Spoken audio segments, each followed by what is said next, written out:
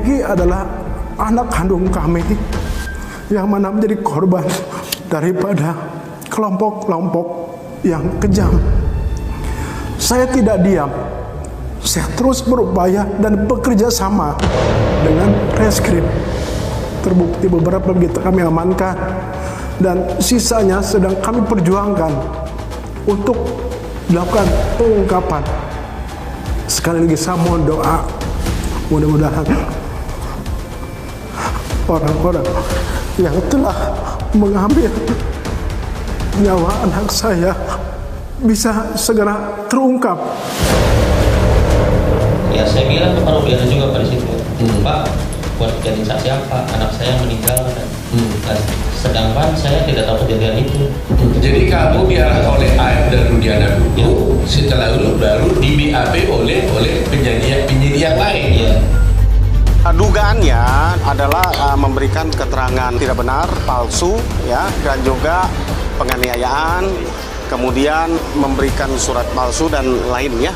Terhadap keterangan saudara Dede tadi, dia menuding bahwasanya Ibtu Rudiana ini merekayasa adalah perbuatan fitnah. Nah, karena memang yang bersangkutan telah membuat fitnah dan mencemarkan nama baik, kami per hari ini telah melayangkan somasi terbuka ya kepada saudara Dede.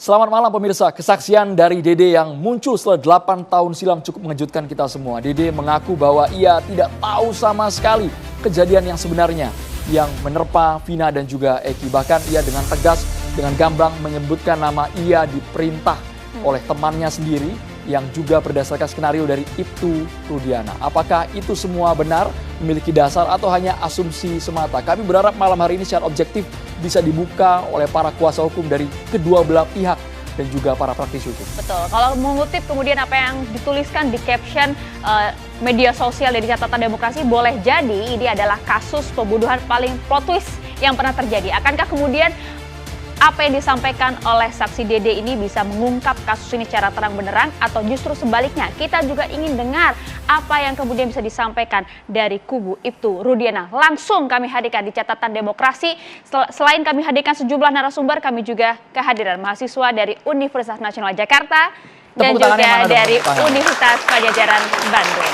Kami yakin teman-teman di sini, Gen Z, teman-teman mahasiswa juga pasti mengikuti kasus ini karena ini bergulir masif sekali viral di media sosial. Kalian pasti menyimak secara seksama bagaimana dari awal ini sudah berbulan-bulan kasusnya menjadi sorotan masyarakat. Iya, kami harapkan nanti juga bisa terlibat ya dalam diskusi yang kami gelar di Catatan Demokrasi malam hari ini. Langsung saja kami perkenalkan satu persatu narasumber kami sudah hadir di meja Catatan Demokrasi. Ada Bang Fredrik Yunadi, praktisi hukum. Selamat malam, silakan disapa penonton Catatan Demokrasi. Dan juga yang cantik jelita malam hari ini yang langsung akan menjawab berbagai tudingan ya. Ada Bu Elsa Syarif, pengacara dari Ibtu Rudiana. Assalamualaikum Bu Elsa, apa kabar? Assalamualaikum warahmatullahi wabarakatuh. Waalaikumsalam warahmatullahi wabarakatuh. Kami hadirkan juga di sini ada mantan Kabar Reskrim, ada Komjen Pol Purnawirawan Ito Subardi. Selamat malam. Selamat malam. Assalamualaikum warahmatullahi wabarakatuh. Waalaikumsalam warahmatullahi wabarakatuh. Kami juga menghadirkan, ini tidak kalah tebal berkas yang dibawa. Bang Fredrik bawa juga berkas. Kuasa hukum dari Peggy Setiawan, Tony RM juga membawa berkas yang cukup tebal malam hari. Selamat malam, Bang Tony. Selamat malam. Assalamualaikum warahmatullahi wabarakatuh. Waalaikumsalam warahmatullahi wabarakatuh. Kami juga menghadirkan ada kuasa hukum dari 6 terpidana kasus pembunuhan Vina dan juga Eki, Bang Ruli Panggabean. Selamat malam, Bang Ruli. Selamat malam. Dan juga Bang Jogi Nainggolan, dulu pernah memegang 5 terpidana kasus Vina. Betul. Berarti mantan kuasa hukum dari 5 terpidana kasus Vina dan juga Eki, Bang Jogi Nainggolan. Terima kasih. Kita langsung ke Ibu Elsa Syarif. Kami ingin dengar bagaimana dari pihak Ibtu Rudiana. Apakah betul tidak ada sama sekali skenario, tidak ada sama sekali instruksi dari Ibtu Rudiana untuk mengubah kronologi pada tahun 2016 silam? Ibu Elsa, boleh digunakan mic-nya, boleh digunakan, Ibu Elsa? Silakan. Bisa jamin 100% tidak benar, ya. Karena begini, klien saya itu bukan pejabat polisi berpangkat tinggi, hanyalah Aibtu. Dan permasalahan ini hanya 3 hari di Cirebon dan ditarik kepada Polda, di mana kepala dari Direskrim ya, dari penyidikan adalah Direskrim berpangkat kombes. Di dalam TNI maupun di dalam Polri itu ada namanya hierarki, kepangkatan yang tidak bisa dilampaui. Kombes dengan Aibtu ini sangat rendah sekali. Apalagi itu sudah diambil di Polda, nggak bisa cawe-cawe. Dia hanyalah sebagai pelapor, bukan penyidik, apalagi ngarah-ngarahin. Dan Dede itu bukan diperiksa aja di Kasat Sersel di Cirebon, tetapi dia di Polda Jabar juga. Di Polda Jabar juga nggak mungkin. Tiba-tiba Aibtu jadi lawyernya Dede. Dan Dede itu bukan tersangka, bukan terdakwa, bukan terpidana. Dia saksi, dia bebas mengatakan apapun. Dia tidak ditekan. Kalau memang nanti pernyataan demikian, itu menyangkut nanti penyidik Polda Jabar, dia akan memproses itu apakah benar itu. Tidak mungkin saya bilang. Ya kalau dia ngomong-ngomong biasa sih nggak apa-apa dan terserah saja. Tetapi risiko hukumnya jelas karena itu apalagi sudah disebarluaskan dengan podcast itu sehingga kami sudah melakukan somasi 3 kali 24 jam. Jika tidak mencabut apapun, tidak meminta maaf kepada klien kami, setelah 3 hari pasti insya Allah kami akan proses hukum. Dan itu ancaman hukumnya sangat tinggi ya. Kalau memberi keterangan palsu 7 tahun, kalau memberatkan terdakwa 9 tahun. Apalagi mengaitkan kepada bahwa itu skenario. Sepinter apa Aibtu Rudiana itu mengarang cerita 11 orang perannya ini, emangnya dia sudah jadi skenario, bikin skenario kayak film? Tidak mungkin. Oke, jadi Bu Elsa, saya bantah dengan keras. Oke, dibantah dengan keras bahkan juga mensomasi selama 3 hari, diberikan waktu 3 hari untuk minta maaf. Akankah kemudian ada laporan hukum yang akan digarap juga oleh kubu Anda? Pasti. Tapi seperti ini Bu Elsa, kemarin yang sangat mengejutkan adalah ketika Didi mengatakan ia merasa dihantui, rasa bersalah, ada tekanan. Ya kan pasti. Dan itu sekarang kita mau cerita ya. Skenario-nya kayak apa sih? Yang itu pasti ada. Kenapa saudara mencabut? Saya terbayang-bayang selama 8 tahun. Kenapa nggak dari dulu? Gitu loh. Apalagi satu orang aja bikin skenario bisa tabrak-tabrakan. Ya. Apalagi skenario 11 orang. Luar biasa. Aibtu itu bukan dari Akpol. Ya, pengetahuannya dia dari Bintara. Bukan saya merendahkan pengetahuan orang, tapi orang yang polisi yang nggak berbakat untuk jadi skenario di dalam suatu film tuh bisa, oh ya si A diperankan ini, si B perankan ini, si C. Itu memang dia berbakat dan sekolah sinematografi. Tapi kalau sekolahnya polisi ya nggak bisa dong. Saya disuruh bikin skenario juga nggak bisa. Oke Bu Elsa, Anda juga memiliki bukti-bukti bantahan kalau begitu? Pasti. Dan siap. Dan bukan ini kan hakim memberikan suatu putusan diberikan dalam fakta yuridis, bukan BAP, keterangan BAP, bukan keterangan persidangan, tetapi fakta yuridis. Fakta yuridis adalah persesuaian dari keterangan saksi, ahli, barang bukti, dan terdakwa sesuai dengan pasal 184 KUHP. Itu rangkaian dirangkai, apalagi ada pencabutan ya, keterangan terdakwa tuh 3 orang. Itu pun sudah dipertimbangkan oleh majelis hakim karena tidak bersesuaian, karena itu ditolak.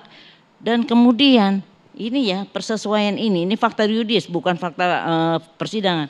Dicomot satu, comot situ pasti saling bertentangan ya, saling bertabrakan. Karena itu sudah terikat satu sama dengan lain dari menjadikan suatu keputusan dari majelis hakim Yang mulia itu sampai mempunyai kekuatan hukum Tapi tetap. patut dipertanyakan juga Ibu, Elsa tadi juga mempertanyakan kenapa baru sekarang Bu ya? Setelah 8 tahun berlalu Bang Jogi ditanggapi kenapa baru sekarang Dede muncul ke permukaan? Kalau sudah 8 tahun munculnya di media terbayang-bayang sosial begitu sudah stres berat, udah mungkin ada kegangguan dari Bebannya begitu berat ya. pemikirannya. Silakan, Bang Jogi 8 tahun loh, bukan masa yang kecil, sedikit. Gitu. Baik, terima kasih. Saya muncul lagi nih TV One nih, udah cukup lama saya. Saya sampaikan kepada forum ini, saya adalah salah satu dari sekian pengacara yang menghadiri persidangan sejak dari awal ya Bu ya. Dan betul, saudara Dede itu tidak pernah menghadiri persidangan. Dan kami sudah secara tegas kepada majelis hakim untuk memanggil mereka agar hadir di ruang persidangan. Dan itu dilaksanakan oleh pihak jaksa penuntut umum. Tapi apa hasilnya? Sampai pada waktunya, ternyata Dede dan Aib tidak pernah hadir dalam ruang persidangan. Dan akhirnya kami bertanya, ini siapa sih manusianya? Kok ada berita acaranya, tetapi tidak mau hadir dalam ruang persidangan? Ini menjadi tanda tanya besar buat kami. Sehingga pada waktu itu timbul pertanyaan, ada apa dibalik daripada ketidakhadiran mereka? Maka ketika sekarang saudara Dede muncul secara tiba-tiba di luar daripada nalar saya sebagai seorang pengacara dari 5 terpidana pada saat itu, walaupun sekarang sudah dihandle oleh dari kawan-kawan DPN Pradi. Lalu saya amati, ini orang biasa-biasa aja, ya. Dari karakternya biasa-biasa, dari sifat-sifatnya bisa. Tetapi kenapa dia nggak hadir? Ada apa di balik ketidakhadiran itu?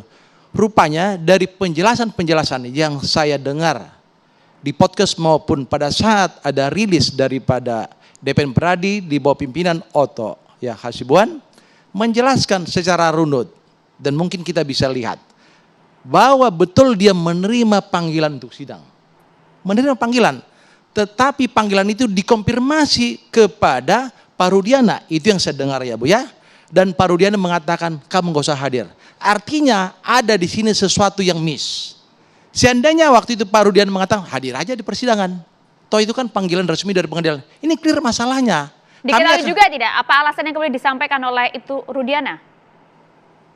Bukan, begini. Ini ceritanya artinya Dede dulu. Karena Rudiana pada saat hadir di persidangan sebagai saksi, dia adalah sebagai saksi pelapor. Oke. Nanti akan saya jelaskan apabila nanti pertanyaannya. Ada historisnya. Karena kita juga masih ingin mencoba mengingat-ingat apa yang kita dengar pada saat persidangan berlangsung. Ya. Jadi kemunculan saudara Dede ini merupakan suatu hal yang bagus buat saya. Walaupun pada saat itu ada kekecewaan sebenarnya. Kenapa saya katakan hal yang bagus? Supaya ini ada ruang komunikasi nanti di antara kita, ya, termasuk juga kepada lawyer-lawyer yang lain, sehingga nasib daripada ke-7 terpidana sekarang yang masih menjalani hukuman penjara seumur hidup di luar daripada Saka Tatal yang di bawah umur pada saat itu persidangan terpisah, bisa mendapat respon positif dari negara, dalam hal ini nanti Mahkamah Agung apabila PK-nya diajukan. Bang Jogi, tapi kan pada 8 tahun silam harusnya Dede juga berhak untuk menolak. Kenapa dia harus mematuhi apa kata Rudiana? Dia sebagai saksi kalau dipanggil bisa iya bisa tidak. Kenapa dia harus turut mengikuti apapun yang dikatakan oleh Rudiana? Baik, saya tidak sampai pikiran ke arah sana. Karena itu menjadi hak person daripada saudara Dede. Apakah dia dalam posisi katakanlah di bawah tekanan daripada Rudiana, silakan nanti ditanya kepada saudara Dede. Karena kami sebagai lawyer sudah meminta secara formal di ruang persidangan. Ya, walaupun tidak secara tertulis, tetapi ketika kami berbicara dengan majelis hakim, maka itu kami katakan formal. Dan majelis hakim juga memerintahkan kepada jaksa penuntut umum agar menghadirkan mereka-mereka, Aib dan Dede. Tetapi apa hasilnya? Sampai persidangan itu diponis dan klien kami dipidana penjara seumur hidup atas tuntutan jaksa hukuman mati. Kami betul-betul di situ merasa terjalimi. Itu dulu penjelasan saya. Oke, silakan ditanggapi, Bu Elsa. Ya. Betul tidak? Ya, itu tidak betul. Ya, tadi kan juga dengar-dengar dengar-dengar doang, tidak bisa dibuktikan. Tapi saya sering melihat ya kasus-kasus yang pembunuhan. Orang-orang yang melihat itu banyak takut hadir di persidangan karena ini pembunuhannya cukup sadis, Pak, ya. Sehingga mereka nggak berani, dan dia orang di Cirebon juga, sehingga tidak berani dihadir. Dan biasanya mereka langsung minta di bawah sumpah di penyidikan, kayak narkoba dan sejenisnya. Jadi kalau saya bilang tadi kan yang di rekan Yogi bilang bahwa dengarnya Pak surat itu ke Pak Rudiana, kan baru dengarnya kan. Dari penjelasan Pak Dede pada saat ada rilis ya sekarang di kan, bukan yang kemarin kan Pak, 2017. Jadi itu perlu dibuktikan, kan baru sekarang, baru dibilang itu suratnya diambil Pak Rudiana, kemudian dilarang sama Pak Rudiana, kan baru sekarang. Bukan Bu, bukan diambil. Apa Dede ini menghubungi Pak Rudiana. Itu tadi penjelasan kan itu yang saya dengar. Ya, penjelasannya kan pada artinya saat supaya, ini kan. supaya clear dulu, bukan diambil Rudiana. Ketika saudara Dede, itu yang saya dengar ya dari penjelasan saudara Dede pada saat di DPN Pradi menjelaskan dia mendapat panggilan secara resmi dari pengadilan atas permintaan kami karena dia tidak hadir. Lalu dia menghubungi Pak Rudiana, itu penjelasan dia. Itu yang saya. Ya itu yang saya sampaikan saat ini, dikatakan saat ini, bukan pada waktu dulu 2017 rekan Yogi mendengarkan hal itu kan. Oh bukan. Nah ya itu yang penting, itu aja saya pikir cukup. Oke, siap. Bang Ruli, tidak ada satupun keterlibatan Ibtu Rudiana dalam hal ini, dan bahkan juga apa yang disampaikan di BAP adalah kebenaran menurut Bu Elsa. Silakan tanggapi Bu Ruli. Baik, selamat malam semuanya. Saya harus menjelaskan dulu dari awal ya, karena saya yang menimbulkan masalah ini gitu. Bukan saya, tapi laporan saya. Begini, saya menerima kuasa ini belum lama, dua bulan lah kurang lebih. 2 bulan itu saya hanya, itu pun saya mencari berkas dan lain sebagainya. Sebagian saya dapat dari beliau ini, gitu. Setelah kami mendalami dan kami cek ke Cirebon dan lain sebagainya, maka kami memutuskan, kami itu tim memutuskan untuk menguji apa-apa yang ada dalam rangkaian persidangan ini. Bagaimana cara mengujinya? Ya bikin laporan. Betulkah misalnya yang pertama Pasren dan anaknya, betulkah kesaksian Pasren pada waktu itu mengatakan bahwa anak-anak itu tidak ada di rumahnya, ya kan? Di lain pihak keluarganya menyatakan atau tetangganya menyatakan ada, kan ini mesti diuji. Gitu. Makanya kami tidak mau melalui hal-hal yang tadi medsos lah apa ya. Ya kami menguji dengan kami membuat laporan polisi. Demikian juga AFDD. AFDD ini kami ingin uji, betulkah dari keterangan dia jarak 120 meter. Jam 9 malam, kondisi gelap, dia bisa tahu itu motor apa, nomor plat siapa, wajahnya juga dia tahu. Mungkinkah itu gitu? Kami ingin uji. Oleh karena itu kami laporkan Dede. Demikian juga Rudiana. Kami laporkan Rudiana itu karena pengakuan para terpidana dia melakukan penyiksaan. Jadi waktu melakukan penangkapan tanpa surat perintah, kemudian menginterogasi, baru kemudian dia bikin laporan polisi. Di dalam laporan polisi yang dia buat, sudah terang dan jelas siapa pembunuhnya, melakukan apa, dan lain sebagainya. Itu juga kami ingin uji, betulkah itu? Makanya kami melaporkan Rudiana ke Mabes Polri. Itu rangkaiannya. Bang Ruli, kenapa kami lakukan itu? Ini, Bang Ruli, kenapa baru diuji sekarang? Bukankah dulu semua prosedur hukum sudah dilalui sampai akhirnya final? Saya kan sudah katakan, Bang Ruli. Saya udah katakan saya baru 2 bulan ini nerima kuasa itu. Jadi saya nggak tahu lah, kalau yang dulu saya nggak tahu. Dalam 2 bulan ini kami dalami, kesimpulannya itu. Nah, oleh karena itu maka kita uji satu-satu gitu loh.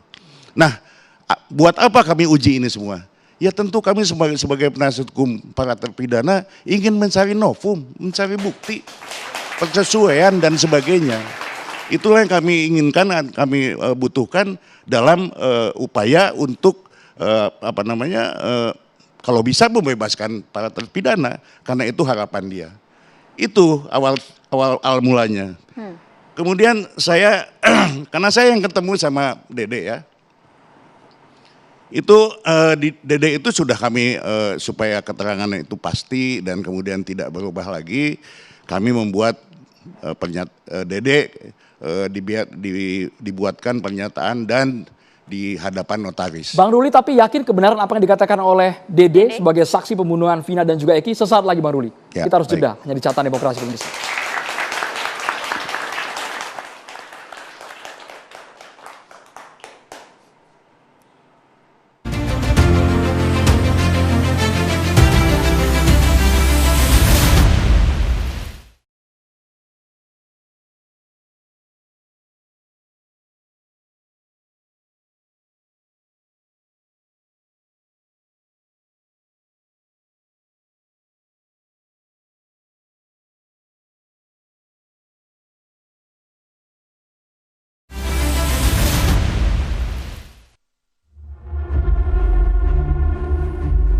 Ya saya dalam hati ya sebenarnya saya pengen Pak, nggak mau jadi saksi, saya pengen keluar dari situ, cuman saya udah di dalam, saya bisa apa? Tapi kan sebelum masuk ke ruangan kan dibilang dulu Pak, kamu belajar lagi nongkrong di warung, ada orang nongkrong segerombolan anak-anak, melempar batu, bawa bambu, nah, terus sama pengajaran itu udah diomongin dari luar dulu Pak Aep sama Rudiana ngasih tahu saya Pak. Buat Aep lebih baik jujur daripada hidup kamu nggak tenang, buat keluarga malu dan anak-anak pun jadi korbannya, anak sendiri jadi korban terhadap buat kedepannya Pak. Diana kalau merasa benar segera mengambil tindakan hukum atas ucapan dari Dede, dan ternyata ibarat ikan kena umpan, Rudiana telah memerintahkan kuasa hukumnya untuk mensomasi. Halo, terlalu lama somasi.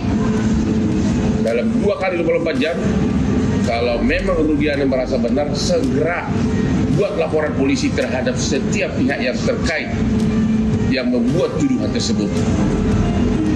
Juga kepada Mabes Polri, SP3 dari Peggy segera tidak lanjuti dengan agar semua penyidik waktu membuat BAP tahun 2016 harus segera diperiksa. Yang bersangkutan telah membuat fitnah dan mencemarkan nama baik, kami telah melayangkan somasi terbuka ya kepada saudara Dede. Tentu ini akan kita proses hukum apabila yang bersangkutan ini tidak meminta maaf kepada Bapak Ibtu Rudiana beserta dengan keluarga.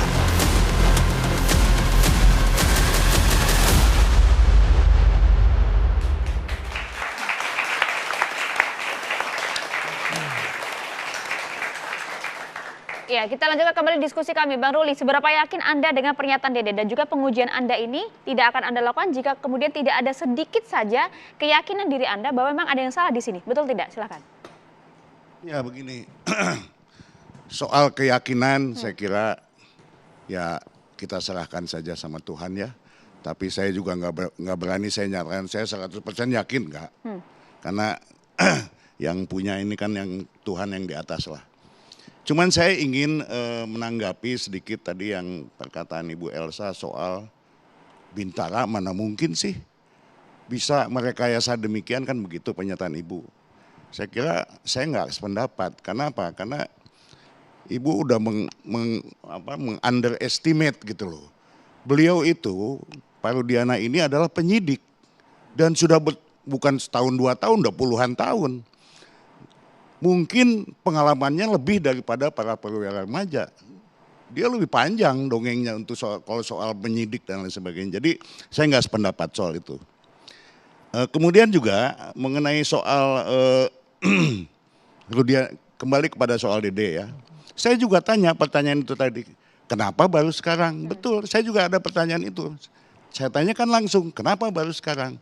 Menurut dia, selama 8 tahun ini aman kok dia kerja. Kemana-mana nggak ada masalah, nggak pernah ada apa-apa gitu. ketika berita ini viral 3 bulan yang lalu, itulah di titik itulah dia mulai membayangkan, kemudian dia, oh iya ya, gitu loh, soal penyesalan dan lain sebagainya, sehingga saya tanya sama dia, Anda ini bikin pernyataan ini, Anda bisa jadi tersangka loh. Hukumannya juga bukan, tadi sudah dikatakan hukumannya juga bukan sedikit, 7 tahun bahkan 9 tahun bisa. Dia bilang apa? Saya siap untuk menjadi tumbal, saya yang masuk 7 terpidana itu keluar. Itu jawaban dia. Saya agak merinding. Betul itu, betul katanya. Saya ingin menebus kesalahan saya. Itu jawaban dia. Dan tidak ada perintah yang diterima oleh Dede ya dalam hal ini? Perintah dari siapa ya? Saya kan dia juga datang sendiri kok, bukannya diminta dan lain sebagainya. Saya nggak paham soal itu. Tapi yang penting itulah keyakinan dia. Dia ingin menebus kesalahan dia. Walaupun dia masuk ke dalam dia siap.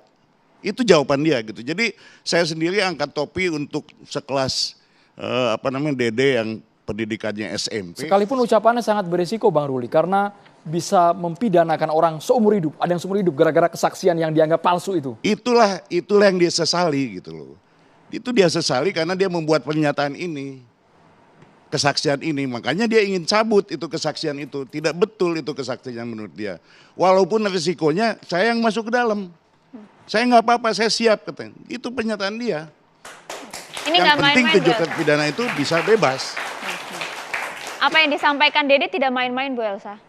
Gitu. Jadi itu soal itu ya Bu. Kemudian saya juga tanya pada dia, bikin bikin BAP ini, kemudian bikin jadi saksi ini, kemudian kan nanti akan ke sidang pengadilan.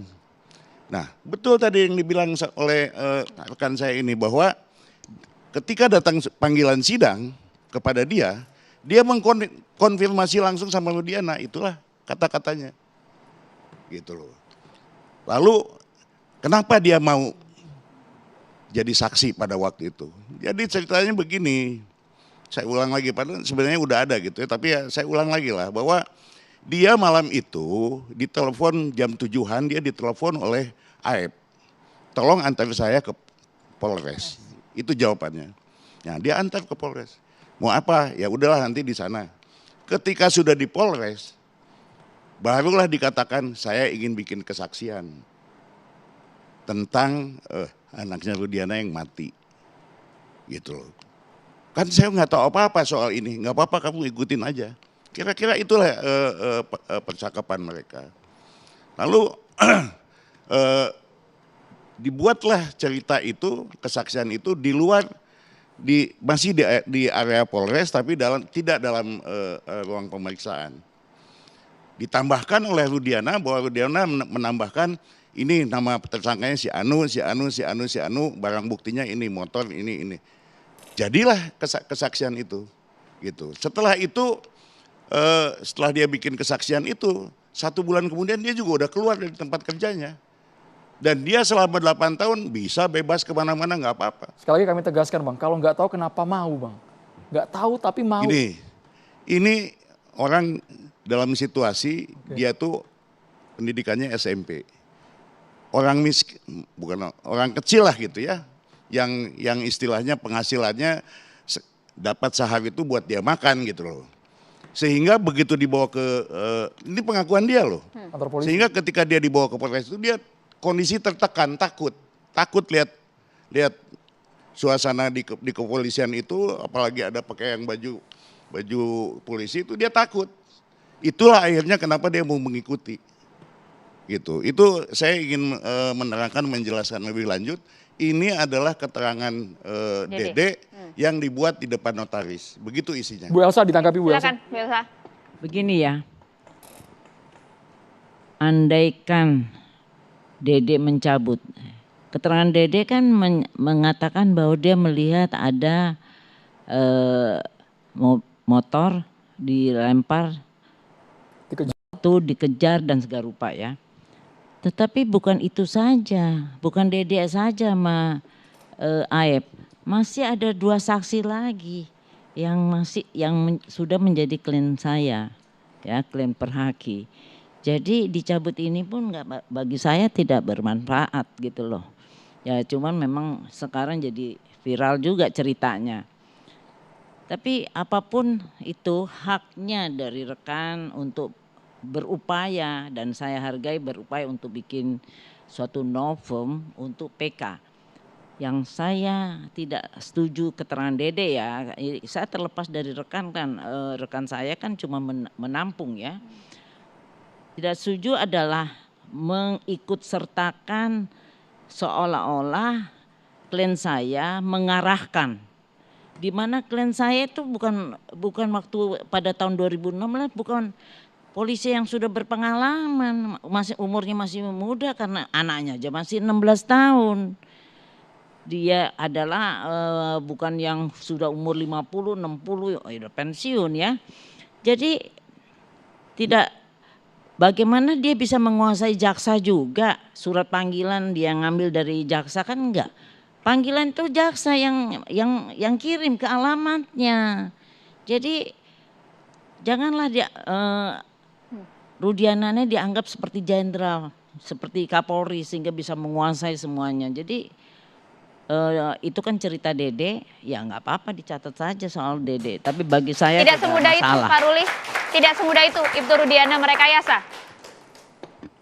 Kita jadi bersangga-sanggahan nih ya. Saya kan sudah menyerahkan kepada kepolisian. Udahlah, baiklah. Kita kasih aja pihak kepolisian yang menguji ini. Kita kan hanya menampilkan ini bukti. Silakan penyidik yang kemudian nanti memutuskan. Kan belum tentu juga Bu, begini. Orang dilaporkan belum tentu juga bersalah kan. Kan masih ada proses itu nanti. Iya kan? Jadi tapi saya ingin ini kondisi yang faktual, yang aktualnya pada waktu itu seperti apa. Itu yang saya pengen gitu loh. Untuk apa ya? Itu tadi saya mengumpulkan bukti-bukti ini gitu. Jadi kalau ini kemudian menyinggung si A, si B ya saya minta maaf, tapi memang itu yang harus saya lakukan demi saya membela klien saya. Terima kasih. Bang Tony RM harus berkomentar juga karena kesaksian dari Dede ini bisa mengubah kronologi terdahulu. Kalau benar, tetapi kalau salah, sanksi pidana juga di depan mata akan dihadapi oleh Dede dan juga rekan-rekannya. Sesaat lagi Bang Tony. Kita harus jeda hanya di Catatan Demokrasi pemirsa.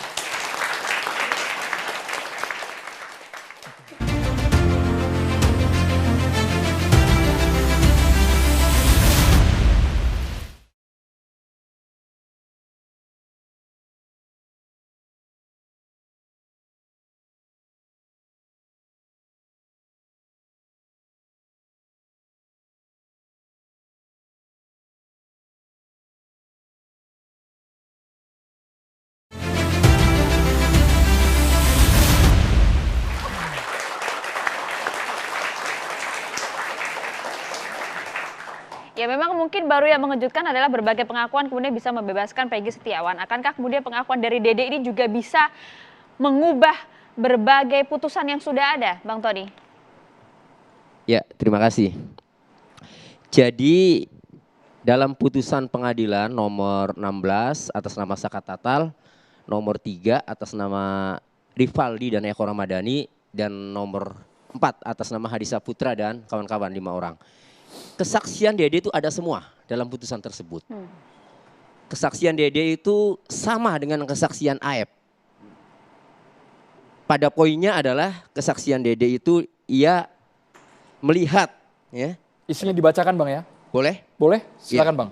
Jadi ini saksi nomor 25 ya, Dede Riswanto ini ya.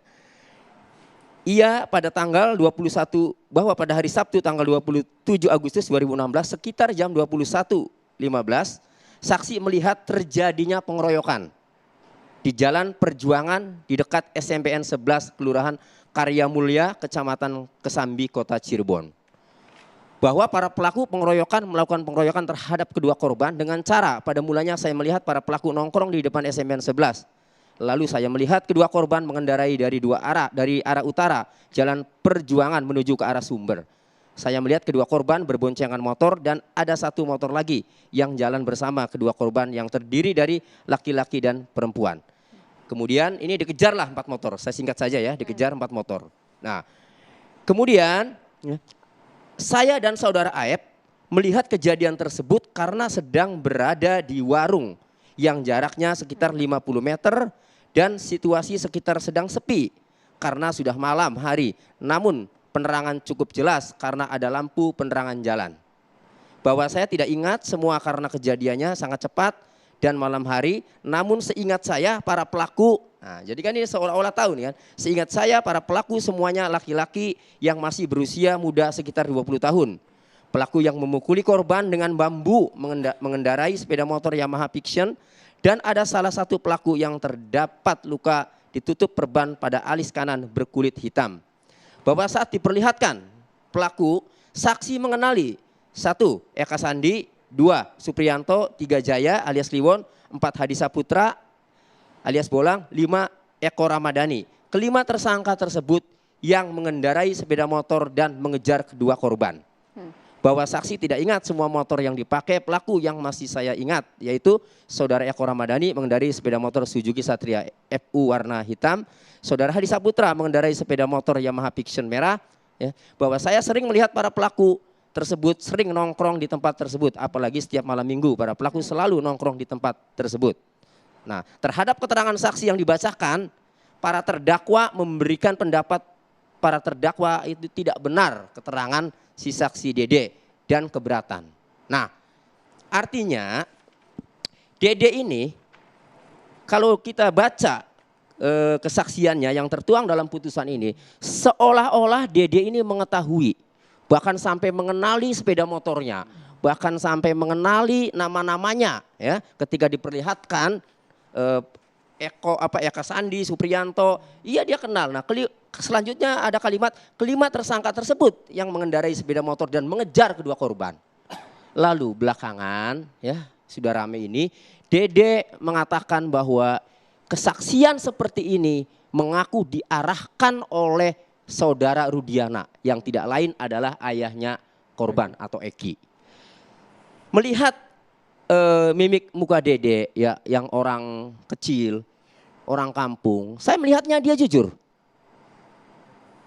Saya melihatnya dia jujur Dede ini. Hanya dari mimik muka, Bang? Ya. Lalu buat apa? Lalu buat apa? Dede lagi enak-enak tenang, tidak ada masalah, tenang dia bekerja di mana. Tidak pernah diusik-usik baik oleh kepolisian, oleh netizen. Lalu tiba-tiba muncul, bahkan taruhannya dia siap di penjara. Karena dia sadar, walaupun diarahkan sama Rudiana, tapi sanksinya dia sadar setelah diberikan pemahaman oleh para penasihat hukum. Sanksinya adalah memberikan kesaksian palsu di bawah sumpah.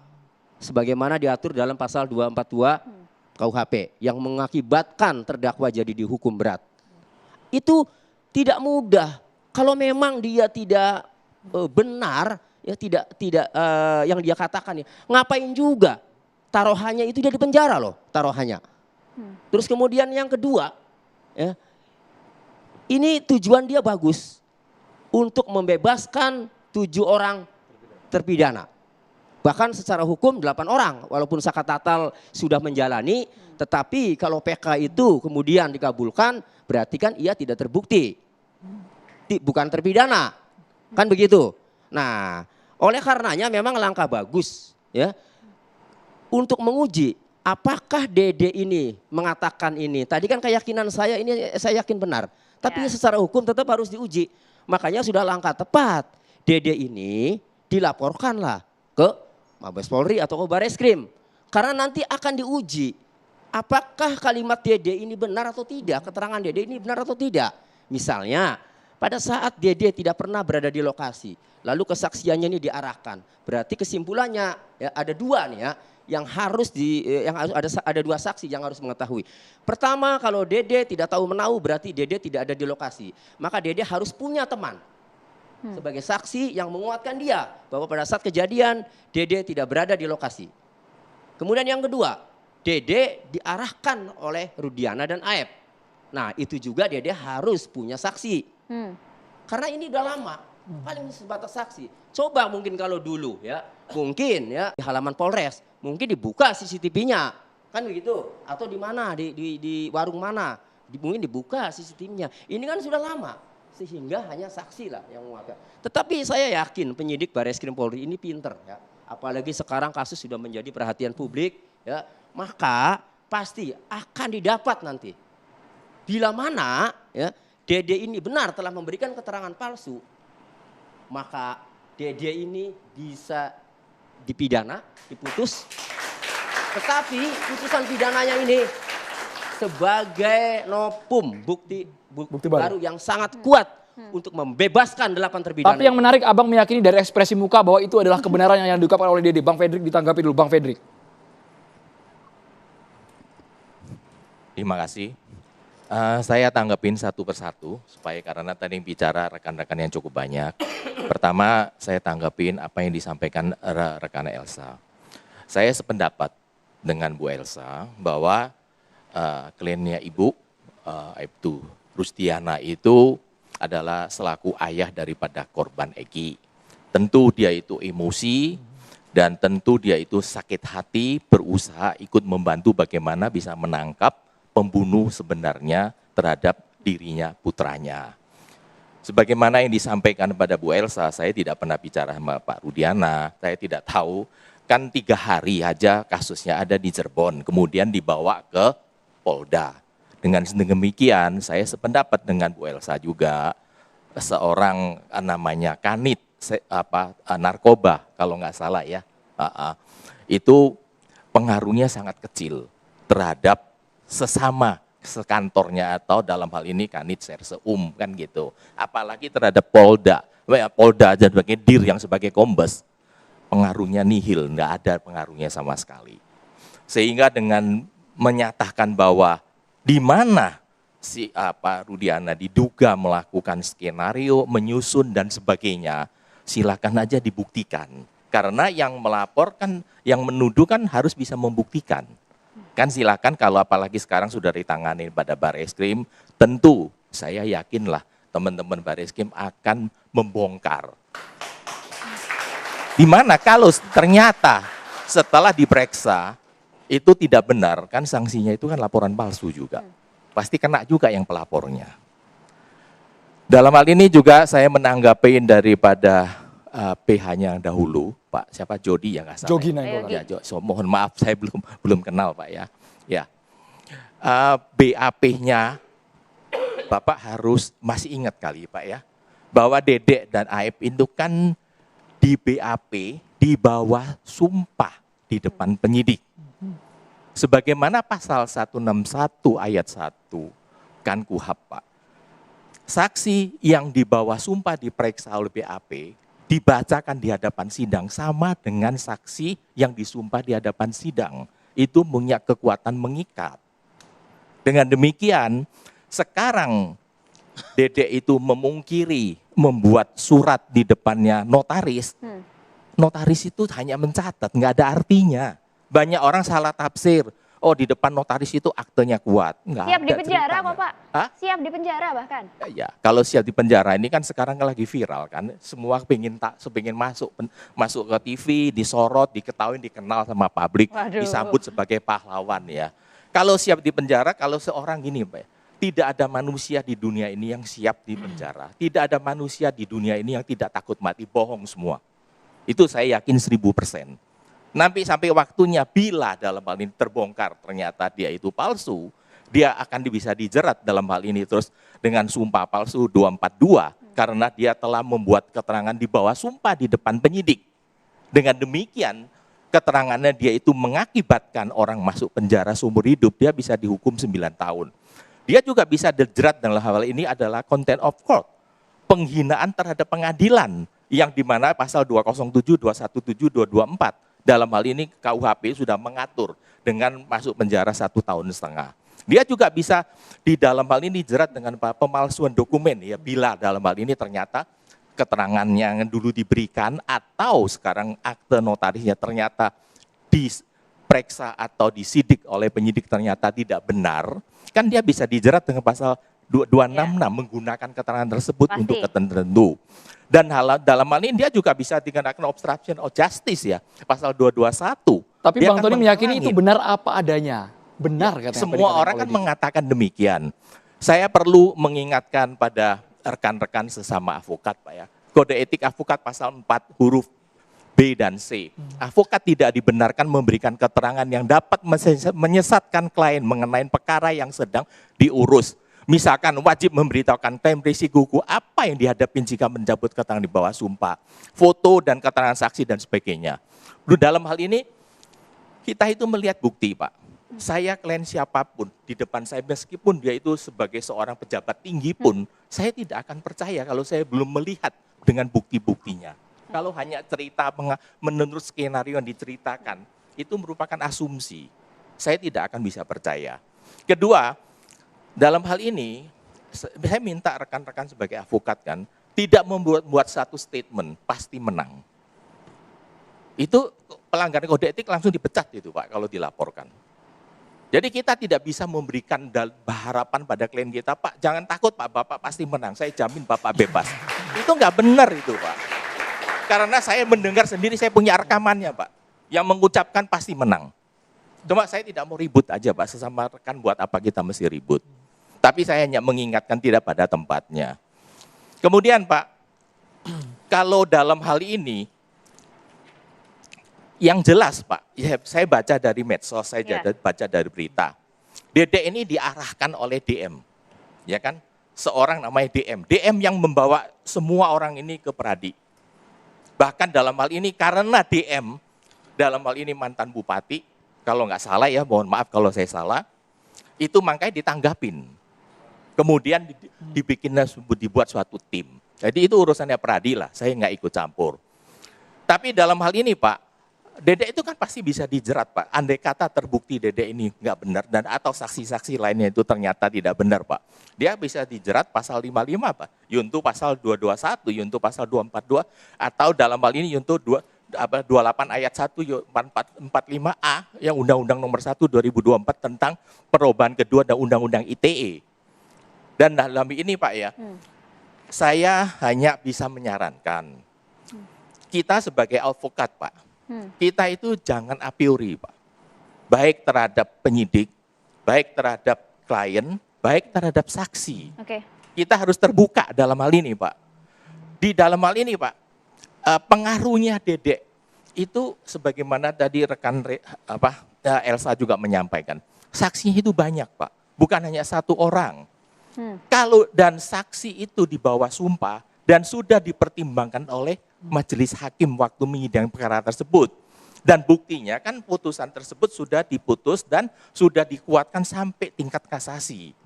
Dengan demikian Pak, satu-satu jalannya adalah melalui upaya luar biasa PK. Namun saya sebagaimana yang saya pernah sampaikan Pak, mereka itu pernah mengajukan gerasi. Jadi kemungkinan itu akan mengalami kesulitan. Tapi silakan aja, hak dari setiap orang untuk mencoba. Sampai sana dulu. Ya, silakan ditanggapi Pak Jogi. Baik, terima kasih nih Pak Predikan sudah memberikan tadi semacam pandangan bahwa setiap berita acara yang dibuat di hadapan penyidik di bawah sumpah itu betul. Secara formal bisa kita ketahui itu. Ya, saya juga sebagai mantan penyidik ya mengetahui itu. Tetapi ketika ada skenario yang diciptakan, apakah isi daripada BAP itu bisa dipertanggungjawabkan secara material isinya? Itu kan menjadi pertanyaan. Terbukti sekarang kehadiran Dedek yang kami tunggu-tunggu di ruang persidangan pada saat itu. Kenapa dia tidak muncul jika katakanlah keterangan yang disampaikan di BAP itu adalah hal yang benar? Itu persoalan. Sehingga sekarang ketika keberanian dia muncul dan melihat ada 7 orang terpidana yang sedang kesakitan ya menjalani hukuman, timbul hati nurani dia. Dia bertarung dan rela untuk dipenjara. Begini Pak. Bukan, aku selesaikan dulu Pak ya. Ya. Jadi terkait dari apa yang Bapak sampaikan itu, betul Pak. Kita tahulah berita acara itu bisa dibuat begitu gampangnya ya. Kita tahu juga di dalam laptop itu semua atau komputer itu ada itu semua Pak, daftar pertanyaan ya. Tanda tangan semua segala macamnya. Dan terakhirnya itu setelah berita acara ini dibuat kemudian dibaca oleh yang diperiksa. Itu kan ya, dengan bahasa yang mudah dan mengertinya. Kemudian menandatangani. Itu sah Pak ya tanda tangan itu. Tetapi isinya itu betul nggak? Sesuai dengan kejadian ini yang sekarang menjadi masalah. Ketika muncul Dedek yang tidak pernah muncul dalam persidangan dan membalikkan semua apa isi dari BAP, itu yang sekarang harus kita respon dengan baik. Kenapa saya bilang direspon dengan baik? Ada Pak orang yang tersakiti 7 orang. Saya juga hati saya teriris Pak. Dengan hukuman penjara yang dijatuhkan oleh hakim pada saat itu, yang notabene sebenarnya itu harus bebas Pak. Dan saya terus terang aja, sebagai lawyer dari 5 terpidana, mendengar kata-kata hakim, supaya Bapak ketahui ya, jika tidak terbukti saya akan bebaskan. Itu sampai sekarang terngiang dalam pikiran saya, Pak. Kenapa hakim berbalik? Karena kami di demo selama persidangan itu. Apa penyebabnya demo? Berarti ada skenario yang besar agar kami tidak membela mati-matian terhadap mereka. Itu dulu Bang ya? Itu dulu, betul. Itu saya akui. Dan Anda yakin itu ya? Dan saya yakin nih semua itu. Seandainya katakanlah keterangan Dede apa yang dibuatkan lebih detail benar, dia tampil dong dalam persidangan. Tapi buktinya sekarang dia kan mengatakan, saya menerima panggilan untuk sidang. Lalu dia menghubungi siapa? Bukan berkonsultasi dengan orang tuanya, bukan dengan kakaknya. Kepada siapa? Bapak silakan buka Pak podcast. Terus penjelasan ketika dia hadir di DPN Peradi yang dipimpin oleh Pak Oto, dia menjelaskan itu. Jadi kita juga Pak harus fair gitu kan ya. Kabarnya diduga menghubungi Ibtu Rudiana. Bang Fredrik ditanggapi. Itu harus fair Pak. Dengan kehadiran saudara Dede sekarang ini membuat harapan baru Pak. Membuka harapan baru. Untuk mereka-mereka yang sekarang terjalimin. Untuk mendapatkan kebebasan apabila nanti dilakukan PK. Itu Bapak harus pendapat dengan saya. Saya tidak sependapat dengan apa yang dikatakan oleh rekan. Ya, kita boleh simpati pada klien kita. Menang kalah itu hal yang biasa Pak. Iya, saya setuju kalau Pak. Sekarang hakim, tapi Pak. kalau faktanya Pak, kalau faktanya menang kalah hal yang biasa. Kalau faktanya tidak sesuai dengan apa yang terjadi, terus mau diapain? Ya, kenapa waktu itu Bapak tidak bisa memenangkis, tidak bisa menuangkan dalam pledoi? Sudah Pak. Kalau sudah Pak, berarti begini, pertimbangan hakimnya supaya Bapak itu tahu, kan Bapak kan lebih tidak kuat karena mengalami dalam majelis persidangan. Tidak mengalami persidangan. Saya yang hadir selama dalam persidangan. Dan semua juga dokumen yang ada di persidangan sudah kita bantah. Bapak supaya tahu, itu yang namanya tubuh korban ditusuk. Tapi dalam visum et repertum maupun hasil forensik tidak ada.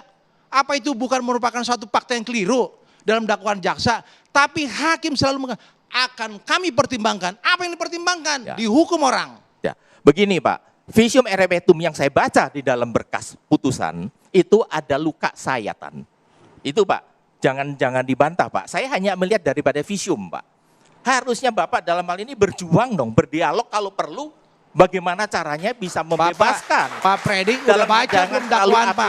Pak? Udah baca belum dakwaannya? Kalau hakim mengatakan bukan dakwaan udah baca belum? Saya baca Pak. Dakwaan ada saya tusukan, baca semua ada Pak. tusukan. Tapi dari hasil pemeriksaan forensik Saya baca visum yang dicantumkan dalam putusan Pak. Saya tidak mungkin bisa membaca visum aslinya karena saya berkas nggak pernah baca Pak. Begini Pak. Saya baca itu dari putusan Pak. Bapak punya hati nurani nggak terhadap mereka yang terpidana menjalani hukuman Saya punya penjara? hati nurani terhadap para korban yang dibunuh secara keji Pak. Begini, ini Pak. Kalau soal itu, pelaku Pak, itu wewenang hakim Pak. Kita tidak bisa dalam hal ini ikut campur ada Pak. kasus yang sebenarnya yang tidak pernah kita diskusikan di dalam forum manapun tentang kecelakaan lalu lintas.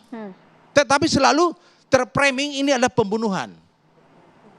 Itu adalah tanggung jawab daripada penyidik, bukan saya Pak. Makanya, saya hanya memberikan Pak, gambaran hukumnya aja Pak. Betul, makanya setiap ada forum selalu membicarakan masalah pembunuhan dan pemerkosaan. Padahal faktanya ada kecelakaan lalu lintas yang tidak pernah dilakukan oleh TKP secara saintifik. Silakan dong Pak. Dan kenapa Bapak waktu itu tidak lapor? Kenapa tidak menghadap Kapolri forum Pak? persidangan Menghadap sudah Kapolri kita dong Pak.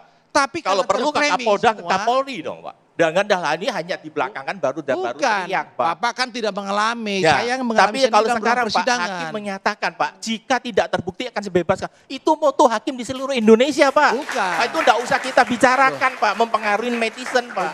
Jarang, atau mengaruhi Pak. adik-adik sini udah enggak benar itu Pak. Dimanapun hakim selalu bilang, saya Pak, udah kalau ratusan benar Pak, kali pasti Pak Bapak menghadapi akan persidangan. saya kabulkan. Jangan Semua bilang juga Bapak mengatakan moto, demikian, Pak. Hakim nggak pernah punya moto seperti itu. Begitu Pak, saya di mana-mana saya sidang Pak lebih dari 50 tahun. Semuanya mengklaim kebenaran, tapi kita sesungguhnya ingin mencari objektivitas dan keadilan sesungguhnya hanya di Catatan Demokrasi. Pemirsa, kami segera kembali. Tetaplah bersama kami pemirsa.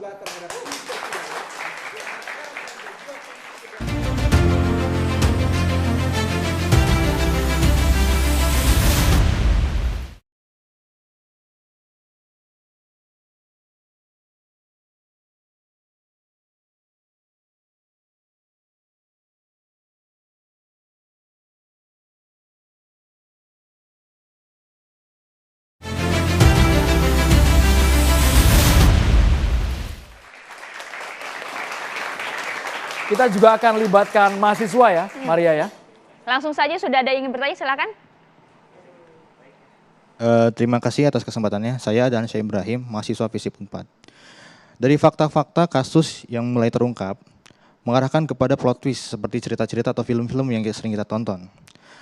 Tarik ulur kasus yang terjadi, lalu ada tindakan kekerasan, bahkan skenario yang dibuat, mengarahkan kepada kebenaran kasus dan aktor-aktor yang terlibat di dalam kasus ini. Lalu dalam kesempatan ini saya ingin bertanya kepada para narasumber, bagaimana tanggapannya terkait politisasi kasus yang mengarahkan kepada kebobrokan institusi yang terlibat, salah satunya institusi Polri. Lalu bagaimana penegakan hukum ke depannya di tengah fenomena no viral, no justice? Terima kasih. Oke, Pak Ito silakan langsung ditanggapi Pak Ito. Baik, terima kasih. Yang pertama tentunya kita harus melihat kalau bicara masalah politisasi kasus harus bisa dibuktikan ya. Sebagai kita yang orang mengerti tentang hukum tentunya harus didukung dengan fakta-fakta. Kita ini bicara sekarang di sini mencari keadilan dan kebenaran. Keadilan buat siapa?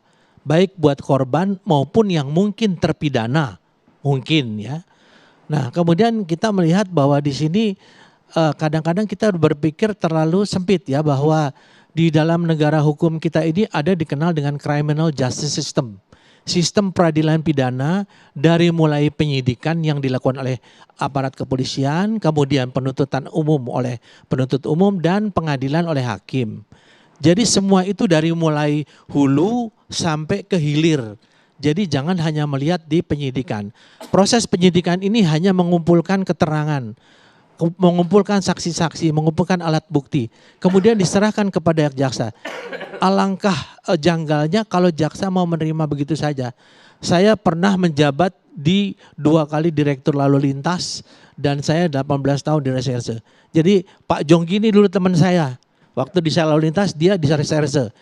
Jadi kalau dikatakan yang tadi kecelakaan lalu lintas, kalau saya orang lalu lintas dan basic saya reserse, kalau ada namanya helm utuh tapi kepalanya remuk, tentu saya berpikir mana mungkin helmnya utuh, kepalanya remuk. Saya harus berpikir sebagai orang reserse, pasti ada sesuatu yang janggal.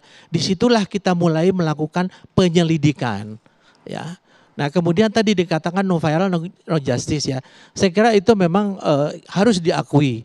Banyak hal-hal yang pada akhirnya kemudian membangunkan ya aparat kepolisian untuk melihat kebenaran dari satu berita. Ada yang benar tapi banyak yang benar, ada juga yang salah. Tentunya kita tidak bisa menggeneralisasi. Nah ini ada satu hal yang sangat menarik di sini ya. Contohnya adalah sederhana aja, maaf nih Pak Tony. Kita coba berpikir sekarang secara objektif. Pada saat sidang pra-peradilan, Peggy Setiawan mengatakan saya tidak mengenal satupun pelaku terpidana. Setelah dibebaskan muncul video yang saya punya mengatakan saya kenal si Sudirman, saya kenal ini dan lain sebagainya. Mereka itu tidak bersalah. Kemudian nalar saya bicara, ini kok lucu gitu. Jadi berarti di sini kan proses peradilannya juga ada hal yang tidak benar. Tapi kan ini semua adalah proses hukum yang sedang berlangsung ya. Jadi di satu sisi pada saat pra peradilan mengatakan dia tidak kenal, pada saat sudah selesai mengatakan kenal. Ini juga sama dengan Peggy. Saat dia peradilan dia mengatakan bahwa kenal, tiba-tiba sekarang 8 tahun kemudian dia mengatakan tidak kenal. Nah ini kemudian mengerucut kepada seolah-olah tindakan yang dilakukan oleh penyidik tidak profesional. Ya padahal di situ sudah dikawal oleh penasihat hukum, penuntut umum, dikawal juga oleh hakim. Sudah ada keputusan mulai dari pra-peradilan, kemudian 3 tingkatan pengadilan sampai dengan gerasi. Saya tidak mengatakan mereka itu salah atau benar, tapi tentunya kita juga harus melihat. Saya tahu namanya seorang Ibtu ya dulu Aibda Rudiana tuh orang kecil dia. Dia tidak ada apa-apa. Apakah dia bisa membuat satu cerita? Saya juga nggak tahu. Saya kira kita semua juga nggak tahu kok. Yang tahu hanya Tuhan. Tapi di sini tolong mungkin kita harus melihat bahwa kalau ada kesalahan-kesalahan yang dilakukan oknum anggota kepolisian, tentunya kita tidak bisa mengatakan itu sesuatu yang secara umum digeneralisir merupakan lembaga. Kemudian juga politisasi hukum ini harus jelas juga gitu. Kalau kita membuat istilah tentu kita harus punya terminologinya, kita harus punya fakta pendukung, kita harus punya referensinya. Sehingga kalau lihat kasus ini mengapa jadi rame, ya karena ada hal-hal yang diangkat saat ini yang setelah 8 tahun pengalaman saya, seseorang yang memberikan keterangan pada saat kejadian pasti itu jauh lebih benar setelah sekian tahun kemudian. Akan banyak intervensi, pengaruh dan lain sebagainya. Kita nggak tahu ya. Pak Ito, tapi tadi cukup mengejutkan Bapak juga menyeret nama Peggy yang sesungguhnya kalau di peradilan dengan setelah bebas, dinyatakan bebas, bertolak belakang. Ini cukup mencengangkan Pak ini Pak. Baru kami dengar malam hari ini Pak di Carta Demokrasi. Saya hanya, mungkin Pak Tony nanti saya kasih videonya. Pada saat Peggy mengatakan tidak mengenal semua tersangka dan pada saat dia mengatakan dia mengenal. Bahkan si Sudirman yang menyeret Peggy sebagai pelaku utamanya itu pada saat pertama dia dikatakan tidak kenal. Kemudian dia mengatakan dia kenal karena teman dekat satu kampung, teman sekolah dan lain sebagainya. Kalau saya kan bicaranya hanya fakta. Saya juga nggak tahu, saya tidak mengatakan bahwa pengadilan salah. Ya, saya tidak mengatakan pengadilan salah, saya tidak mengatakan pengacaranya merekayasa ini, tidak. Tapi saya hanya mengangkat ada 2 fakta yang bertentangan. Ya. Oke, ini harus ditanggapi ya Pak Ito ya, silakan. Ya. Saya luruskan, Pak Ito, Peggy Setiawan itu Pak belum pernah Pak diproses di pengadilan Pak. Pra peradilan itu Peggy Setiawan tidak pernah dihadirkan. Lalu ngomong Peggy Setiawan itu tidak kenal, itu di mana di pengadilannya? Peggy Setiawan itu ya, kalau kan Bapak tadi di pra peradilan kan itu. Di pra peradilan itu Peggy Setiawan tidak pernah dihadirkan, Pak. Bahkan kami yang meminta itu agar Peggy Setiawan dihadirkan ke hakim tunggal itu kan. Nah, tetapi kan nyatanya tidak. Jadi mendengar di mana kalau Pak Ito ini ya mendengar Peggy Setiawan di pra peradilan itu ngomong tidak kenal. Kemudian yang kedua, ya, saya tanggapi dulu Pak. Sebentar, yang kedua yang video, ya, yang video itu, yang video, Pak, Peggy itu terkadang harus menjawab pertanyaan-pertanyaan wartawan. Wartawan selalu sering menanyakan bahwa kenal tidak. Sebenarnya Peggy menjawab itu adalah kenal itu dengan Sudirman karena dia teman SD, Pak. Kalau yang lain itu tidak kenal, Pak. Kalau yang lain. Itu. Jadi, Pak, kenalnya itu hanya dengan Sudirman, itu pun setelah lulus SD, ya. Kemudian dia pisah. SMP-nya juga berbeda, Pak. Nah, jadi jangan menggiring opini, Pak. Tidak. Ya, jadi seolah-olah Gini, sebentar. Silakan, Pak Ito. Sebentar. Bohong. Kasih waktu saya dulu, ya. Pak Tony. Nanti saya kasih videonya dari saya. Tunjukin di sini yang juga mengatakan bahwa Peggy Setiawan itu tidak mengenal semua ya terpidana. Sangat jelas, padahal salah satu terpidana itu adalah saudara Sudirman. Saya punya ini videonya, nanti saya kasih. Iya, tapi itu bukan di pengadilan, Pak. Betul. Bukan di pengadilan. Betul. Gitu. Iya, Bapak Tapi salah itu kan- tadi mengatakan. luar persidangan ya, Bapak, ya? Peggy mengatakan tidak mengenali, kemudian di video kan kenal dengan Sudirman dan Pada lain-lain. saat pra peradilan, Pak, Bapak mengatakan bahwa terjadi salah tangkap dengan dasar dari keterangan Peggy Setiawan yang mengatakan tidak mengenal semua. Itu dasarnya yang Bapak bawa di pra peradilan. Setelah pra peradilan selesai, muncullah video yang mengatakan Peggy mengenal mulai Sudirman dan lain sebagainya. Jadi sebaiknya kita bicara masalah fakta. Ya, saya kira bukan mengatakan bahwa di pra peradilan yang ngomong, tapi sebelum pra peradilan Peggy Setiawan mengatakan tidak mengenal. Itulah dasarnya. Bapak sebagai penasihat hukum mengatakan bahwa Peggy tidak kenal. Ya, sehingga tapi dikatakan itu salah tangkap. Dikatakan mungkin yang bersangkutan adalah error in persona. Jadi itu bukan di pra peradilan, bukan di pengadilan, Pak. Itu kan statement-statement. Betul, ya, statement di yang luar, dijadikan dasar ya. oleh saudara untuk di pra peradilan. Dan gitu. sepanjang saya menangani kasusnya Peggy ini, sejak awal saya sebelum jadi kuasa hukumnya Peggy, Pak, saya lebih memilih interview keluarganya. Dan sejak awal juga memang Ibu Kartini, orang tuanya, memang kalau sama Sudirman, kenal teman SD. Dari awal juga begitu, Pak. Tidak ada kemudian tidak kenal sama semuanya ya. Nanti kita dengar. Gitu, karena teman SD. Ya, karena Sudirman salah satu terpidana dan dia yang membawa Peggy Setiawan seolah kenal. Terus inti yang Bapak maksud apa intinya? Jadi saya sampaikan bahwa setiap orang itu bisa merubah keterangannya termasuk Dede. Oh. Tapi itu ada sanksi hukumnya. Nah nanti silahkan gitu. Tapi jangan di sini seolah-olah mengatakan ada hal-hal yang diatur oleh penyidik dan harus dibuktikan. Pak Jonggi ini penyidik dan Pak Jonggi pengalaman sekali. Pernah nggak Pak Jonggi mengarahkan orang? Saya tanya sekarang. Pak Jonggi langsung dijawab. Pernah tidak mengarahkan orang, Pak Jonggi? Baik, terima kasih Pak Ito. Ya. Jadi dalam kamus proses penyidikan Pak, itu kan seorang kedudukannya saksi atau tersangka itu bebas memberikan keterangan. Ketika katakanlah penyidik sudah beraudien dengan si A atau si B yang diperiksa kedudukannya sebagai saksi atau tersangka, maka kedudukan daripada seorang penyidik itu tidak boleh mengintimidasi, walaupun dalam prakteknya ada. Ya, tetapi secara pribadi Pak, dengan gelar keilmuan yang saya miliki, saya tidak pernah mengarahkan seseorang untuk kamu berbuat sesuatu demi kepentingan orang lain. Tidak pernah Pak Ito. Saya kira Pak Jonggi ini salah satu contoh penyidik yang baik.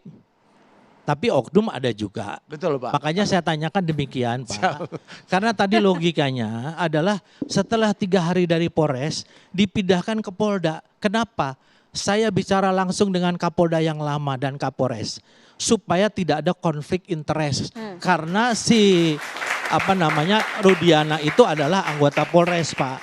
Nah sekarang saya sependapat dengan Bang Ruli ya. Kita sekarang bicara masalah ini saling bicara berdasarkan versi kita masing-masing. Kita kembalikan saja kepada sistem hukum di negara kita lah. Nanti bagaimana hasilnya PK dan lain sebagainya. Buat apa kita misalnya saling ngotot, merasa benar, merasa yakin. Tapi saya sebagai purnawirawan Polri, saya merasa bahwa institusi Polri saya ini sekarang bahkan Pak Kapolri memerintahkan Rudiana diperiksa di Mabes Polri. Ya, supaya tidak ada konflik interest. Kita tunggu dalam minggu ini. Kalau memang bisa dibuktikan, percaya sama saya, Pak Kapolri tidak akan pernah menutup. Kita tahu kasus-kasus besar. Beliau tidak menutup, ya. Kita harus percaya kepada institusi. Demikian. Jadi Pak Ito, tuduhan kepada Ibtu Rudiana itu benar apa adanya atau tidak? Kenapa kalau memang tidak benar dan dibantah tidak muncul langsung Pak Ibtu Rudiana? Saya begini, Rudiana itu adalah anggota Polri. Dalam Aktif, ya, Pak? setiap dia melakukan sesuatu yang di luar kedinasan, dia dilarang sesuai dengan kode etik. Sehingga sekarang Rudiana sebagai manusia biasa didampingi oleh Ibu Elsa. Didampingi oleh Pak Pitra. Nah dia punya hak sebagai manusia yang menuntut keadilan atas kematian anaknya. Sehingga dia ingin, jadi kalau menurut saya, kalau saya misalnya ada seorang, katakanlah Dede, saya pelakunya. Itu 7 orang bebas semua Pak. Ingat kasus Sengkon Karta. Tapi kalau saya mengatakan saya pernah memberikan keterangan palsu, kan harus dibuktikan juga. Jadi saya kira saya sangat sependapat dengan Pak Ruli.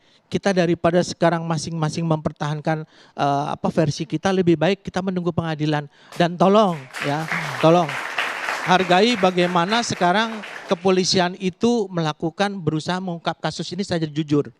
Secara transparan ya. Sudah ada eksaminasi dan saya tahu betul hasilnya. Didampingi oleh Kompolnas. Kompolnas saya selalu berkoordinasi dengan teman saya di Kompolnas. Didampingi oleh LPSK Pak. Semuanya. Nah, marilah kita berharap semuanya bahwa kasus ini secara transparan dibuka. Siapa yang salah ya harus bisa menerima, keadilan harus bisa diterima Pak, kebenaran harus bisa diterima. Kita kembali kepada sesuatu yang mempercayai sistem hukum di negara kita ini masih ada. Ya, itu juga yang kami harapkan ya Pak, silakan. Ya, kalau saya ya dengan munculnya Dede, bahwa ia kesaksiannya mengaku diarahkan oleh Rudiana, kesaksian yang tadi kami bacakan. Kemudian ditambah lagi Liga Akbar juga sama ya. Ia mengaku juga diarahkan karena pada dasarnya yang sebenarnya Liga Akbar tidak pernah tahu. Dalam kesaksiannya Liga Akbar bersama Eki itu kan berbarengan motoran ya, lewat kemudian dilempari. Liga Akbar yang masuk gang kemudian selamat, Pina Eki terus dikejar akhirnya jadi korban. Nah, dari 2 orang yang muncul itu semakin menguatkan keyakinan saya bahwa semua ini ya, skenarionya itu ya semakin menguatkan keyakinan saya semakin yakin bahwa Pak Rudiana inilah ya yang tahu semuanya. Oleh karenanya jalan masuk untuk memeriksa Pak Rudiana ini sudah ada, yaitu laporan polisi, baik terhadap Rudiana maupun terhadap Dede. Dari Dede bisa, karena ketika Dede diperiksa, Liga Akbar diperiksa, pasti akan menjelaskan siapa yang mengarahkan. Nah, ditambah lagi di netizen ini beredar luas bahwa yang meninggal itu katanya bukan Eki. Eki itu masih hidup. Itu di netizen ya. Kalau sampai ini benar, wah luar biasa Harus ini kan. ditangkap Ibu Elsa. Kalau sampai ini benar Silakan, ya, Bu Elsa. bahwa Eki itu masih hidup. Sebegitu rapi skenario-nya, lalu untuk menutupi apa, atas pesanan apa. Kemudian ya ternyata misalnya yang disebut-sebut Eki, kemudian ternyata bukan Eki. Dan Dugaan Anda kemana? Bang Sampai di sana dugaan Anda ya Pak Bang ya? Tony, dugaan Anda kemana? Skenario siapa, otaknya siapa, dugaan Anda dijawab singkat. Ya, sebenarnya kalau dari putusan ini ya, pertama yang mengamankan adalah Rudiana. 8 pelaku itu. Kemudian yang kedua dalam BAP juga nama-nama pelaku itu yang memunculkan adalah Rudiana. Kemudian CCTV di lokasi kejadian tidak diperiksa, tidak dibuka. 6 handphone dalam yang menjadi barang bukti juga tidak dibuka, termasuk handphonenya Pina. Ya, jadi ini menurut saya yang disidangkan ini adalah skenario. Tujuannya apa? Lah, kita tidak tahu, makanya Pak Rudiana diperiksa ini biar jelas. Oke. Apa motifnya nanti seandainya dugaan saya bahwa Rudiana lah yang mengatur skenario yang disidangkan. Ibu Elsa, Pak Ito komentar jelas sebagai kuasa hukum. Motifnya Pak Rudiana mengatur semua ini. Ini kalau terbukti ya. Ibu Elsa boleh komentar dulu. Namanya juga dugaan ya. Dugaan kan bisa benar, bisa nggak benar. Jadi saya sendiri sudah mendapatkan keterangan langsung dari anggota Irwasum yang kebetulan bekas sekpri saya. Sekarang bintang 1. Beliau mengatakan dia sudah ngecek langsung ke makamnya Eki dan Vina. Yang kedua, dia sudah melihat dalam visum dokter itu tidak mungkin mengatakan bahwa nama saya Ito tapi disebutnya Elsa, nggak mungkin. Karena itu harus visum itu kan harus betul-betul mayat. Nanti kasihan kalau namanya dimakamkan si Panji, tahu-tahu namanya si Ito kan, beda. Kemudian yang kedua, CCTV waktu itu Mas Tony, CCTV-nya tuh nggak ada Pak. Jadi yang ada jauh itu sama sekali tidak, sehingga tidak bisa digunakan. Satu keterangan yang sekarang rame, adanya sperma. Saya sudah bicara dengan dokter forensik yang memeriksa. Betul Jenderal, ada sperma. Tapi sperma itu mempunyai masa rusaknya. Kemudian pada saat kami melakukan penggalian atau ekshumasi, sperma itu sudah bercampur dengan tanah dan air. Di sana juga ditemukan, kami sulit menemukan DNA. Sehingga itu tidak dimasukkan dalam pasal perkosaan. Hanya pasal 340. Itu alasannya penyidik mengapa menyebutkan hanya pasal 30. Nah, munculnya perkosaan ini kan karena tiba-tiba ada sperma. Saya kira ini mungkin fakta yang perlu saya sampaikan. Bu Elsa singkat. Jangan sampai. Silakan Bu Elsa. Ya, saya justru ini kita melakukan upaya-upaya hukum ini untuk meluruskan semuanya. Yang mengatakan Eki almarhum bukan anaknya klien saya. Satu, ini jadi masalah. Kedua, yang dikubur itu bukan Eki almarhum tetapi Panji. Itu masalah. Kemudian ini kecelakaan bukan pembunuhan, itu masalah. Saya nggak usah panjang lebar ya karena ini udah putusan ingkrah yang kita harus hormati. Tetapi saya lihat podcast nih yang terbaru ya 2 hari yang lalu, podcast antara DM dengan pemandi mayit ya, pemandi mayit dari almarhum Vina ya, Vina dinyatakan, Bu, apakah waktu dimandikan mayit ini kelihatannya kecelakaan atau pembunuhan? Saya sebetulnya agak kaget juga, bahaya juga nih. Begitu tatoannya saya lihat ibu ini bilang, ini mah pembunuhan, ada potongan ini. Waktu saya bersihin di vaginanya penuh lendir. Jadi ini bukan kecelakaan tapi pembunuhan. Itu aja saya sampaikan. Baik, terima kasih banyak. Nah, ini podcast yang sangat perlu disayang nonton sendiri. Ya, ada salah satu cara untuk mengakhiri spekulasi ya dari masyarakat dan netizen Apakah Eki yang meninggal itu Eki? Bukan. Ada salah satu syarat. Mabes Polri harus membongkar kuburan Eki, kemudian dilakukan tes DNA. Astagfirullahaladzim, dia sudah pernah dikubur dan dibongkar lagi. Itu tidak bisa, tidak manusiawi. Cocokkan dengan. Saya keberatan sekali ya. Cocokkan itu dengan. Sudah. Itu kenapa keberatan kan untuk mengungkap kebenaran. Untuk mengungkap itu kebenaran, untuk mengakhiri dulu. Spekulasi yang Dia terjadi sudah di pernah masyarakat. dikubur, Segera kembali sudah sesama pernah kalau kita bersama kami demokrasi. Catatan Harus demokrasi setuju akan kalau kembali sudah nggak dengan bisa kebenaran. orang Maaf. jenazah tidak manusiawi Anda. Kejam. Lakukan tes DNA.